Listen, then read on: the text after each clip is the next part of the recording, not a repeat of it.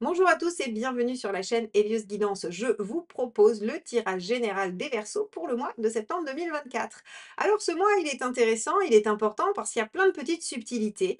Il y a des opportunités, il y aura des choix à faire, il y a des rêves qui sont à accomplir. Vous allez voir comment vous allez pouvoir naviguer au milieu de ça. Tout est impliqué, hein. On a la sphère extérieure, sociale, professionnelle, relationnelle, tout est un peu mélangé. Je vous aide à faire le tri avec ce tirage. Il y a des conseils pertinents, des choses à éviter. Je vous laisse découvrir tout ça. Mais avant, évidemment, n'oubliez pas de vous abonner à la chaîne parce que c'est ainsi que vous la soutenez et que vous me permettez de continuer à vous proposer ces guidances. Évidemment, likez, commentez et partagez également. Ça aide grandement. Merci beaucoup. N'hésitez pas non plus à aller voir sur le site heliosguidance.com. Il y a les dates de formation, les packs de formation en autonomie à télécharger et également tout ce que je peux vous proposer en guise d'accompagnement personnalisé. On se retrouve sur heliosguidance.com, mais avant, je vous laisse avec votre tirage.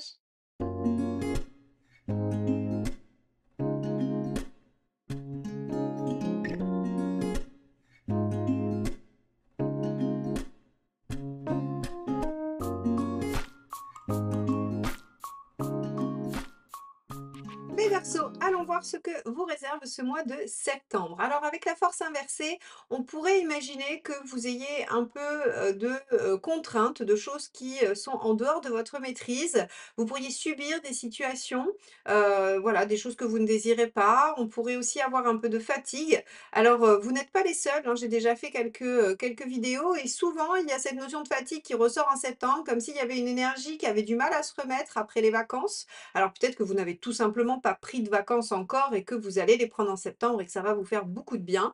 Mais en tout cas, on a vraiment cette notion avec la force inversée de: «OK, je suis pas en totale maîtrise de la situation et on va voir comment vous pouvez vous en sortir». Donc déjà, on va regarder quel est votre état d'esprit, les Verseaux. Allez, c'est parti. État d'esprit septembre des Verseaux. Hop, ça sera celle-ci qui ne veut pas rentrer dans le jeu. Page de bâton. Alors avec un page de bâton, vous avez pourtant des envies, vous avez de l'enthousiasme, vous avez envie de déployer des choses. Donc on pourrait imaginer que ce sont des contraintes extérieures, cette force inversée. Parce que le page de bâton, lui, il est plutôt dynamique, il est plutôt enjoué, plutôt dynamique, enthousiaste, et il a une bonne énergie pour déployer des choses. Il a des envies, il a des projets. Maintenant, à voir si vous allez pouvoir les déployer. Allez, quelles sont vos préoccupations à ce sujet?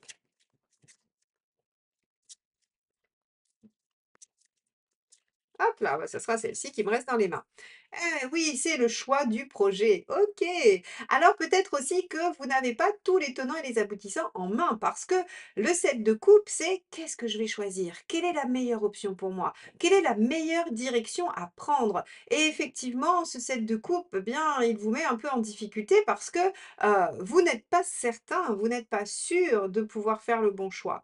Donc ici, on pourrait avoir aussi avec ce page de bâton une notion de dispersion. Peut-être que vous pourriez avoir envie de courir plusieurs lièvres à la fois en vous disant: bah, je vais démarrer plusieurs choses et puis on verra bien ce qui va prendre. Et ça fatigue aussi. Donc, peut-être que cette force inversée, elle est aussi sur ce plan-là. Alors, on va regarder professionnellement ce que ça nous donne. Allez, professionnellement pour les Verseaux. Alors, pour ceux qui sont à la retraite ou qui ne travaillent pas, c'est vos activités extérieures, sociales, voilà, c'est ce que vous faites en dehors de chez vous. Alors, qu'est-ce qu'on a? Eh ben, on a un œuf de coupe. Il y a un idéal, il y a un rêve, à aller chercher. Donc ici, on voit bien que, vous voulez pas vous rater, vous voulez pas vous tromper d'option, vous voulez pas vous tromper de projet. Hem, le 9 de coupe, c'est: je cherche l'idéal, je cherche à réaliser ce qui me conviendrait vraiment le mieux, en fait. Et au-delà de ça, bah, on va regarder la deuxième carte parce que, OK, il y a un idéal qui traîne sur cette sphère-là, mais est-ce qu'il est accessible ou pas? Est-ce que c'est le bon moment? On va regarder ça. Allez, est-ce qu'il fait partie des options ou est-ce que c'est une illusion? Alors, hop, c'est celle-ci qui me reste dans les mains. Waouh, 2 de coupe. Alors, il y a beaucoup de coupes dans la sphère socio-professionnelle, ça veut dire que vous avez envie de collaborer et que les choses ne dépendent pas que de vous.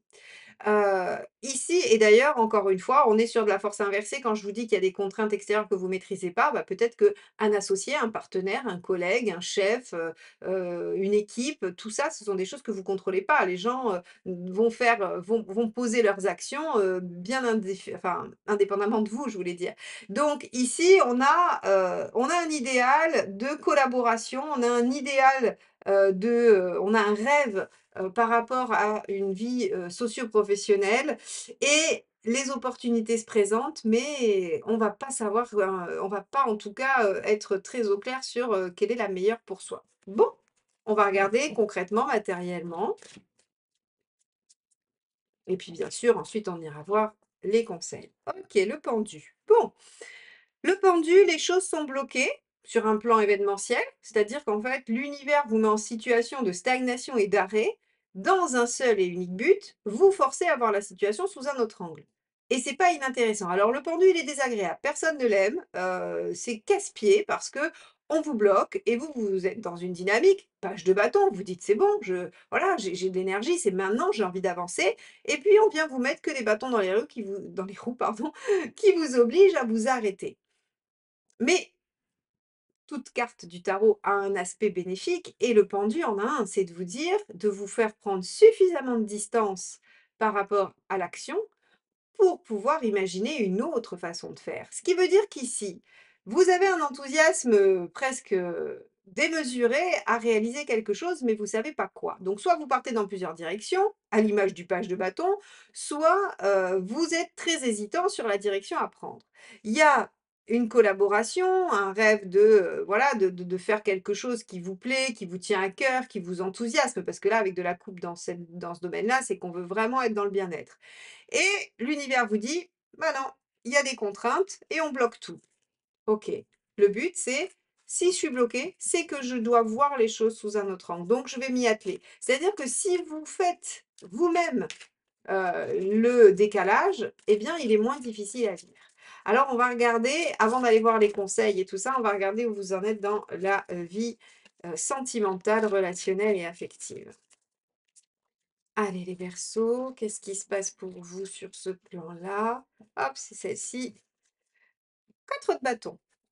4 de bâton, il y a quelque chose soit qui est ancré et qui est dans la continuité, soit quelque chose qui s'ancre. On peut avoir un engagement, on peut faire un projet qui engage, on pourrait avoir envie, avec toute cette coupe-là, de faire un projet engageant et qui pourrait mêler le professionnel avec quelqu'un. On pourrait vouloir, signer un contrat avec quelqu'un dans une relation. Alors, ça marche aussi pour, par exemple, toutes les associations. S'il y a une association à laquelle vous rêvez, pour déployer un projet, eh bien, vous pouvez le faire avec un ami ou quelqu'un avec qui il y a un lien affectif. On a le droit de s'associer avec ses amis, avec sa famille, avec, la personne qui partage, sa vie. En tout cas, il y a un lien, voilà, il y a entre vos activités et vos relations, il y a un lien, ça c'est certain. On a beaucoup trop de coupes dans ce tirage pour que les choses soient vraiment séparées. OK, donc il pourrait y avoir un engagement, une signature de quelque chose, un projet qui démarre ou une continuité, hein, encore une fois, ça peut être la continuité toute simple de ce que vous faites. On a ici du 7 d'épée. OK. Alors 7 d'épée, on va, avoir peur de la trahison malgré tout. Peur de la trahison, j'en prendrais bien une troisième parce que en fait, si vous voulez, moi je la mets en lien avec le 7 de coupe, c'est-à-dire que, il y a bien quelque chose que vous voudriez ou un engagement que vous voulez avec quelqu'un. Vous n'êtes pas sûr que l'opportunité soit bonne et en fait, on a une petite blessure de trahison ici qui traîne sur la relation et qui fait peut-être douter le 7. C'est ça en fait qui vous fait douter. C'est ça qui vous fait vous demander si vous êtes en train de prendre la bonne option. Parce que, OK, il y a un engagement en jeu, j'ai l'impression que vous n'êtes pas complètement en maîtrise de la situation, c'est pas vous qui décidez de tout et vous avez l'impression de ne pas tout savoir. Vous avez l'impression qu'il y a peut-être des choses qu'on vous dit pas, qu'on vous cache ou peut-être que vous avez une mémoire d'une situation où on vous a caché des choses et vous voulez surtout pas réitérer. Quoi qu'il en soit, ici dans le domaine relationnel, on a quelque chose qui vous dérange, qui vous gêne, qui est pas limpide pour vous. OK. Alors, ça sera effectivement intéressant de regarder le tirage sentimental de septembre pour voir un petit peu comment ça se déploie, alors sentimental et relationnel, pour voir comment ça se déploie dans vos relations, cette histoire. Bon, on va voir où vous en êtes dans votre chemin de vie et on ira voir les conseils. Alors, hop là, ben, ça sera celle-ci qui me reste dans les mains. Le 7 de denier. On a pas mal de 7. 7 de coupe, 7 d'épée, 7 de denier. Vous en êtes à devoir déployer un potentiel. Alors, moi, ce que ça m'évoque, c'est qu'on vous met volontairement face à des options, même s'il n'y en a qu'une, hein. S'il y en a qu'une, elle est terriblement douteuse, vous n'arrivez pas à savoir, et s'il y en a plusieurs, vous ne savez pas laquelle c'est. On vous met face à des options et on vous met aussi face à vos peurs, à vos craintes, pour voir en fait, alors pour voir, quand je dis ça, j'ai l'impression que l'univers est un peu malicieux et qu'il cherche à vous tester. Pas forcément, pas toujours. En tout cas, ici, on a ce 7 de denier qui vient dire: «Il y a du potentiel». Est-ce que vous allez choisir de le déployer ou est-ce que vous allez juste laisser passer l'occasion? Ça, c'est vous qui savez, c'est vous qui décidez. L'univers vous laisse toujours libre de décider ce que vous ferez des opportunités. Donc ici, on voit bien que vous en êtes à devoir tester quelque chose, que vous en êtes à devoir développer quelque chose, mais pour ça, il va falloir peut-être être sûr de vous, récupérer la maîtrise, ne plus douter et avoir toutes les infos pour que vous arriviez à vous lancer avec votre énergie de page de bateau. Ok. On va regarder quel est le conseil du tarot sur cette situation. Allez, hop, ce sera celle-ci. Rendez à César ce qui est à César. Alors moi j'aime bien dire ça parce que le 9 d'épée, c'est vraiment les peurs des autres. C'est-à-dire que quand vous allez voir quelqu'un et que vous lui dites: «Ah, je suis super enthousiaste, il y a ça, ça et ça qui arrive dans ma vie», vous avez toujours quelqu'un pour vous faire du 9 d'épée et vous dire: moi je serais toi, je me méfierais». Tu sûr que c'est vraiment un bon plan? Et en fait, les doutes des autres, qui ne sont que leurs propres doutes, c'est-à-dire qu'ils s'imaginent dans votre situation et ils vous projettent leur réaction. Ils ne se mettent pas à votre place. Ils ne se disent pas: «Tiens, comment machin ou machine réagirait». Ils se disent juste: «Tiens, moi ça m'évoque ça» et hop, ils vous le c'est tout naturel, ça sort d'eux-mêmes sans même qu'ils y aient fait attention et on le fait tous, hein, je critique pas, on le fait tous. C'est notre façon de penser, c'est-à-dire que notre cerveau cherche toujours un comme si. Donc quand vous parlez d'une situation et bien, en fait, le cerveau dit: «Ah tiens, c'est comme cette fois-là» ou «C'est comme cette situation-là». Et donc, bah, on projette, au lieu de se dire que chaque situation est une nouvelle situation avec un déploiement potentiellement complètement nouveau par rapport aux précédentes.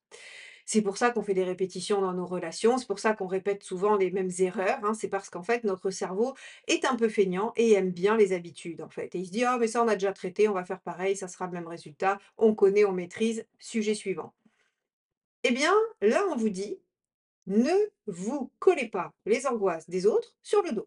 Les vôtres suffisent bien d'ailleurs, hein, on a souvent suffisamment pour faire avec nos propres inquiétudes et nos propres schémas sans aller chercher ceux des autres.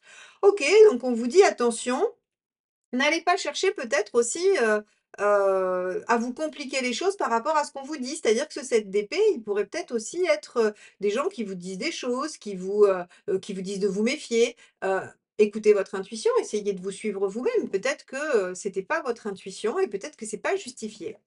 On va regarder ce qu'il ne faut pas faire et ensuite on ira voir où vous en êtes à la fin. Hop, alors ça sera celle-ci qui a sauté du jeu complètement.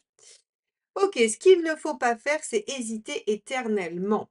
Parce que l'arcane 6 en négatif, c'est clairement le fait d'être totalement indécis, de ne pas savoir se positionner, de reculer pour mieux sauter, sauf qu'on saute jamais avec une carte 6 mal aspectée et c'est aussi et c'est important parce que, autant s'il n'y avait pas eu autant de coupes dans votre tirage, je l'aurais peut-être pas souligné, mais là, il y a vraiment beaucoup de coupes, c'est de ne pas laisser votre vie affective prendre le dessus. C'est-à-dire que, en fait, ne vous laissez pas dépasser par vos ressentis. Par exemple, quand on aime beaucoup quelqu'un, on est moins objectif. Là, en gros, c'est un peu ce qu'on vous dit. Alors, forcément, ça fait beaucoup de choses. C'est-à-dire que, ici, si je résume avant d'aller voir la dernière carte, il y a des options. On vous dit: «Oh, peut-être que les autres vous rendent un peu trop méfiant, hein, donc il ne faut pas être aussi méfiant que ce que les autres, amènent». Mais en même temps, ben, il faut pas non plus laisser nos sentiments nous aveugler. Alors, bah, en fait, pour moi, ça m'évoque vraiment la force inversée. C'est-à-dire que soit vous êtes soumis au jugement des autres, soit vous êtes soumis à vos peurs, soit vous êtes soumis à votre indécision et en gros, on vous dit: «Récupérez la maîtrise, analysez la situation au vu de ce que vous avez envie, de ce que vous savez, de ce que vous ressentez» et là, vous serez dans une situation juste, vous serez dans une décision ou en tout cas un choix, une action juste. OK, allons voir où vous en êtes à la fin. Verseau, septembre 2024. Hop, celle-ci s'est éjectée du jeu. Hop, c'est le 2 de denier. Tiens, c'est rigolo. Il y avait un autre signe qui avait le 2 de denier à la fin. Je ne sais plus qui c'est, si c'est les Capricornes ou pas.